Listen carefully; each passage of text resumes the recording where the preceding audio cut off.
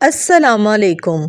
آج ہم بات کرنے جا رہے ہیں ایک ایسے ملک کی جس کی سرزمین پہاڑوں سے ڈھکی ہوئی ہے۔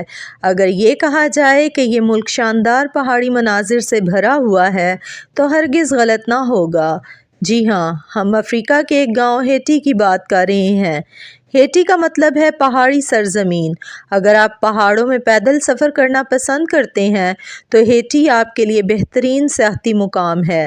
لیکن آج ہم ہیٹی کی تاریخ کے بارے میں بات کریں گے اور ہیٹی میں کھائی جانے والی مٹی کی روٹی کے بارے میں کہ یہ گاؤں کس قدر غربت کا شکار ہے اور اس کی کیا وجوہات ہیں۔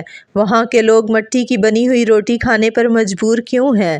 یہ سب جاننے کے لیے روز ریئلٹی کو لائک کریں، سبسکرائب کریں اور شیئر کریں اور بیل آئیکن کو دبانا ہرگز مت بھولیں تاکہ ہر نئی آنے والی ویڈیو آپ تک بآسانی پہنچ سکے۔ شکریہ۔ تو چلتے ہیں اپنی ویڈیو کا باقاعدہ آغاز کرتے ہیں۔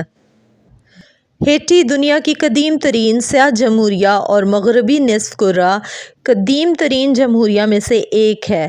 اگرچہ ہیٹی نے لاطینی امریکا کے بہت سے ممالک کی آزادی کی تحریکوں میں مثبت قدم اٹھایا اور عظیم آزادی دہندہ سائمن بولیور سے یہ وعدہ لیا کہ وہ اسپین سے آزادی حاصل کرنے کے بعد غلاموں کو آزاد کر دے گا، لیکن سابق غلاموں کی قوم کو نصف کرہ کے پہلے حصے سے خارج کر دیا گیا۔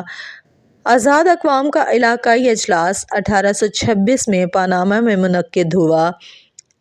میساچوسٹس کی غلامی مخالف سینیٹر چارلس سمتھ کی کوششوں کے باوجود امریکا نے 1862 تک ہیٹی کی آزادی کو تسلیم نہیں کیا۔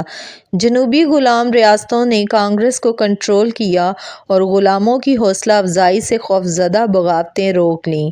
1861 میں ان قانون سازوں کے واشنگٹن چھوڑنے کے بعد ہیٹی کو تیزی سے تسلیم کر لیا گیا۔ اب بات کرتے ہیں کہ اس ملک کی بربادی کب شروع ہوئی۔ اس ملک میں اکثر اوقات زلزلے آتے رہتے ہیں اور پہلے بھی اس ملک کی ساخت کو کافی حد تک نقصان ہو چکا تھا، مگر اس ملک کی اصل تباہی کی وجہ ایسا زلزلہ تھا جو آج تک پوری دنیا بھلا نہیں سکی۔ اس زلزلے کا ریکٹر 7.2 درجے کا تھا۔ اس زلزلے نے پورا ملک ہلا کر رکھ دیا۔ جنوری 2010 کو ہیٹی کے شہر لیگوانے کے قریب زلزلہ آیا۔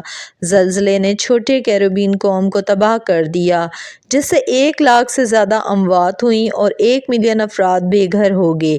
ہیٹی کے دارالحکومت پورٹ اور پرنس میں عمارتیں گرنے سے ہزاروں افراد ہلاک ہو گئے۔ کئی سالوں پہلے بھی یہاں زلزلے آتے رہے اور جس کی وجہ سے یہ ملک پہلے بھی ہستا حالی کا شکار رہا، مگر 2010 کے زلزلے نے ہیٹی کو بالکل برباد کر دیا۔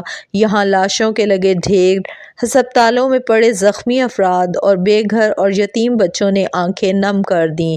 اس زلزلے سے 1,50,000 لوگ بے گھر ہو گئے، 2,20,000 افراد اپنی جان گنوا بیٹھے اور تقریباً 3 لاکھ لوگ زخمی تھے۔ اور اب بات کرتے ہیں اس ملک میں کتنا شدید کال پڑ گیا کہ یہاں کے لوگ مٹی کی روٹی کھانے پر مجبور ہیں۔ ان تصویروں کو دیکھ کر کسی کی بھی آنکھیں نم ہو جائیں گی۔ جو لوگ کھانا برباد کر دیتے ہیں، یہ تصویریں ان تمام لوگوں کے لیے سبق ہیں، کیونکہ اس گاؤں کے لوگوں کے لیے 2 وقت کی روٹی کے معنی کچھ اور ہی ہیں۔ اس گاؤں میں رہنے والے تمام لوگ روزانہ روٹی تو کھاتے ہیں، مگر آٹے کی نہیں بلکہ مٹی سے بنی ہوئی روٹی۔ غربت اور بے بسی کا یہ منظر ہیٹی کے ایک گاؤں کا ہے۔ یہ افریقہ کا ایک گاؤں ہے۔ اس گاؤں میں اگر آپ جا کر دیکھیں تو آپ یقین نہیں کریں گے کہ یہ پورا گاؤں مٹی کی روٹی کھا کر اپنا گزر بسر کر رہا ہے۔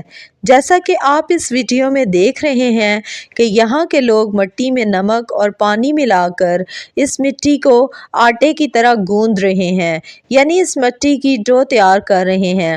پھر اس مٹی کو روٹی کی شکل دے کر دھوپ میں سکھایا جاتا ہے اور جب یہ روٹی سوکھ جاتی ہے تو یہ لوگ اپنی ڈیلی روٹین میں اس روٹی کا استعمال کرتے ہیں۔ اگر دوسرے ممالک کی یا پھر دنیا کی بات کی جائے تو دنیا نے بہت ترقی کر لی ہے، یہاں تک کہ دنیا چاند تک پہنچ گئی ہے۔